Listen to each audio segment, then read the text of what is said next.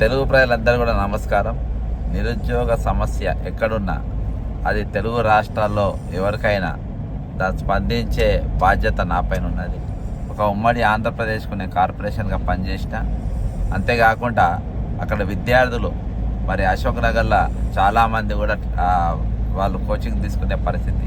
మరి ఈ క్రమంలో గత కొద్ది రోజులుగా గ్రూప్ 2 పరీక్ష వాయిదా వేయాలని శాంతియుతంగా న్యాయంగా పోరాడుతున్న ఆంధ్రప్రదేశ్ నిరుద్యోగులకు నా సంపూర్ణ మద్దతు ప్రకటిస్తున్నా. ఈ గందరగోళం పరిస్థితుల మధ్య నిరుద్యోగులు ఎలా ప్రశాంతంగా పరీక్ష రాస్తారు అనే ఒక సందేహం మరి చంద్రబాబు గారికి కూడా రావాలని, మరి చంద్రబాబు గారు వెంటనే గ్రూప్ 2 పరీక్షను 3 నెలల వాయిదా వేయాలి.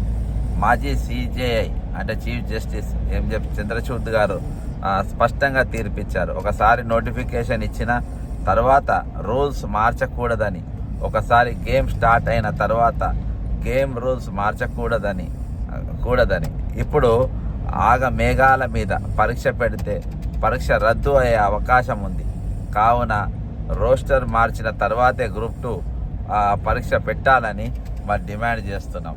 మరి తర్వాత ఈ పరీక్ష పెట్టినాక మరి ఈ ఎగ్జామ్ క్యాన్సిల్ అయ్యే అవకాశాలు కూడా దట్టంగా ఉంది. కాబట్టి ఆ పరిస్థితి రాకముందే మరి చంద్రబాబు గారు వెంటనే ఈ పరీక్ష మరి వాయిదా వేయాలని చెప్పేసి ఆంధ్రప్రదేశ్ నిరుద్యోగుల తరఫున మరి మేము ఆంధ్రప్రదేశ్ ప్రభుత్వాన్ని చంద్రబాబు నాయుడు గారిని మేము డిమాండ్ చేస్తున్నామని తెలియజేసుకుంటూ, మరి ఒకవేళ పరీక్ష పెట్టినా కానీ అది ముందు ఎందుకంటే రోస్టర్ క్రమం పాటించలేదు కాబట్టి ఇది ఖచ్చితంగా రద్దే అవకాశాలు ఉన్నాయి.